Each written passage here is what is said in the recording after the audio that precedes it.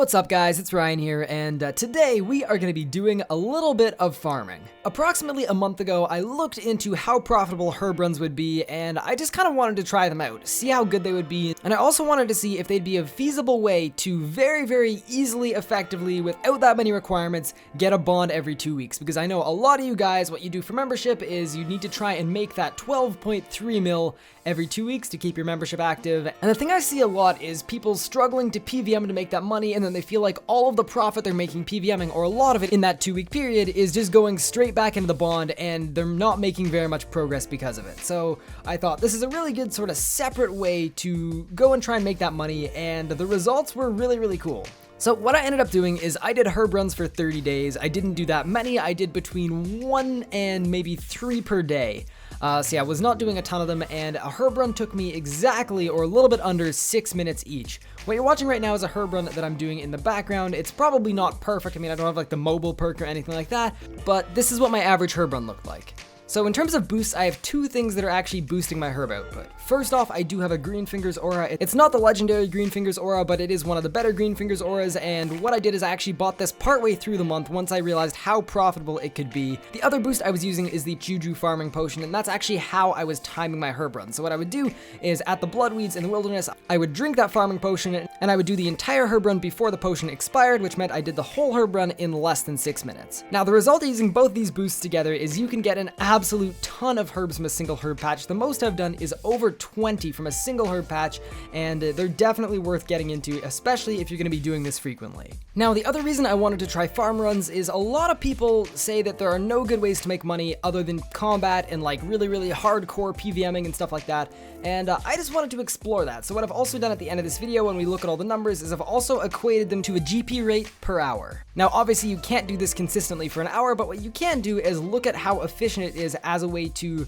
sort of make some money or supplement your PVMing, and you can also look at the requirements, and you can look at this as a really good low to mid level money making guide that you can make even more money with as a high level. Now, how I started my herb runs was the Bloodweeds. Bloodweeds are extremely profitable as they sell for about 20k each, and the seed costs 50k. So basically, as long as you can average more than 2.5 herbs per, you're covering the seed, and then every other Bloodweed you get is pure profit. This can get even better if you've completed the hard wilderness achievement diary, because after that, that patch becomes disease-free and there's no chance of actually losing your herb. That being said, the only requirement to plant Bloodweeds is level 57 farming. If you don't have the requirements for the hard wilderness achievement diaries, I'd strongly recommend getting the easy ones done, because the requirements are super low and super easy, and it'll actually give you the Wilderness Sword 1, which is an infinite teleport directly to that herb patch. Now, you're also going to notice that 2 of the 6 regular non-wilderness herb patches I go to do have requirements. The first one is the Prifdinnis one, which obviously you need to get into Prifdinnis to be able to get to. That is the herb patch with the highest requirements, and if you don't have the requirements for Prif, it's really not a problem at all. You're not cutting down much of your profit, but obviously if you have Prif, it's worth going. Now, the way I like to end all of my herb runs is actually by using a Trollheim teleport tablet or teleport to Trollheim spell, and I go to the disease-free herb patch on Trollheim. To access this patch, you need to complete the My Arms Big Adventure quest, which isn't a super hefty quest and doesn't have any crazy requirements.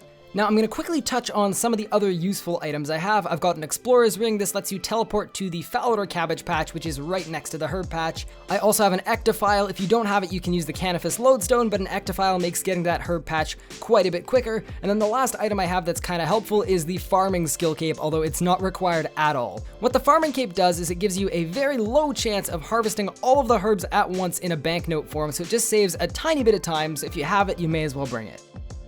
Now, one other thing you can do to supplement your herb runs is actually Morkella mushrooms. There are 2 mushroom patches, one is in Taranwin and then the other one is in Canifis, and if you've done the Elite Mortania tasks, what you can actually do is you get to harvest double the amount of mushrooms as I'm doing right here, so you'd actually get a total of 36 instead of 18. Now, I find I don't do this all that much because herbs run on a 75-minute timer, and these grow in approximately 3.5 hours, so I find sometimes the timing doesn't work out too great, but when you do get around to them, it's not ever a bad idea. It's really quick, and you do make a good amount of money because these things are currently 6.5k each. Now, speaking of money, how do I decide what the best options are in terms of herbs to grow?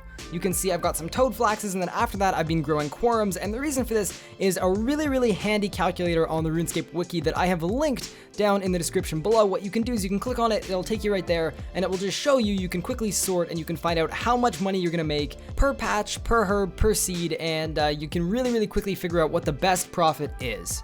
It'd be pretty silly to look at a money-making method without looking at the costs, and as you can see on the screen, the cost of that herb run you just saw was 108k GP. That's for all of the seeds, all the super composts, as well as the Juju farming potion dose. So 108k per herb run, but how much profit are we gonna make on that? Well, as you can see, the herb run you just watched, we managed to make 653k. Now, I can't promise that every herb run's gonna be that profitable, but that was a fairly average one. My best herb run made me about 850, and then sometimes you'll have a bad one that'll make you about 400k, so this isn't a bad average. Now, when you're looking at profit, this took 6 minutes to do, and we're profiting about 545k, which is really not bad at all. If you turn that into an hourly rate, that's 5.45 mil an hour just to do a little herb run, and that's a lot less click intensive than any of the other methods in the game that are going to make you close to 6 mil an hour. What I'm doing now is looking up the price of a bond. If a bond is 12.3 mil and you're averaging 545k per herb run, which would mean you'd have to do 22.5 herb runs to make yourself a bond, which equates to about 1.6 herb runs a day. So you're looking at about 10 minutes of herb lore a day, and that's all you need to do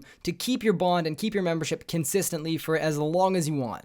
Here is the loot from my month of inconsistent, scattered, once-in-a-while herb runs, and as you can see, that is a really good chunk of money. I don't know if I'm going to keep doing these. I did them more as an experiment. I'm more of the Pvmer type, but this is a really solid skilling money-making method, especially if you're struggling to pay for that bond. So anyway guys, that's it from me. As always, if you have any questions about anything I talked about in this video, feel free to let me know in the comments below and I'll get back to them as soon as I possibly can. Other than that, I'm still in the middle of exams and I will be for another 3 weeks, so bear with me if the content is taking a little bit longer than it usually would. On that note, hopefully you all did enjoy, have a great one, and as always, peace out.